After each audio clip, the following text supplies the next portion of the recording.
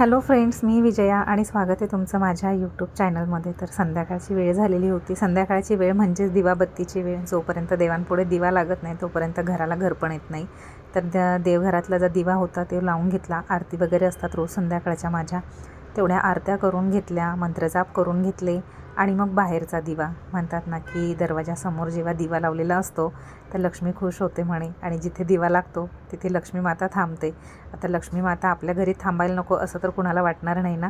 त्याच्यामुळे लक्ष्मी माता थांबेल किंवा नाही थांबेल, पण हां, आपल्याला स्वतःला खूप प्रसन्न आणि छान वाटतं. घर अगदी मस्त घरासारखं वाटतं. म्हणून रोज संध्याकाळचं माझं नित्य नियम असतं की संध्याकाळचं घराच्या बाहेर दिवा लावणं, दरवाजाच्या एंट्रन्सला, आणि दरवाजाच्या मंदिरात देवघरातली पूजा करून घेणं.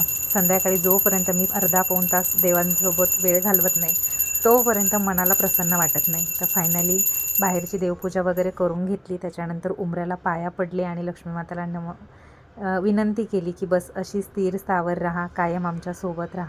आणि शनी अमावस्या असल्यामुळे तसंही आदित्य दर शनिवारी शनी महाराजांना तेल वगैरे चढवायला येतोच. पण मग आज शनी अमावस्या पण होती त्याच्यामुळे तो आलेलाच होता. आणि मंदिरात आम्हीही त्याच्यासोबत आलो होतो, कारण की आम्हाला आज आमच्या भाची ज्या आहेत तिथे जेवायचं म्हणजे आमंत्रण होतं. तर त्याच्यामुळे मला संध्याकाळच्या स्वयंपाकाला अशी सुट्टी मिळालेली होती. मग आदित्य आणि आम्ही सोबतच मंदिरात आलो आणि मंदिरातून सोबतच आम्हाला माझ्या भाचीकडे जेवायला पण जायचं होतं.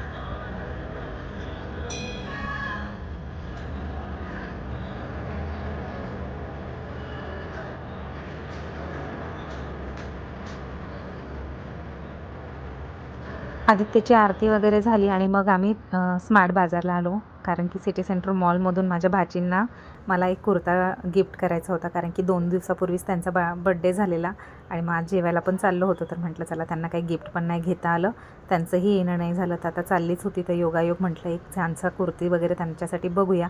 आणि स्मार्ट बाजारमध्ये ना सिरियसली इतके सारे कुर्तीज असतात आणि इतके रिजनेबल प्राईजमध्ये असतात ना. मग एक असं छान फायनली एक छान डिसेंट अशी कुर्ती मला आवडली, जो की वन पीसच आहे म्हटलं थोडक्यात शॉर्ट, तो घेतला. तर चला भेटूया आता पुढच्या व्हिडिओमध्ये. बाय.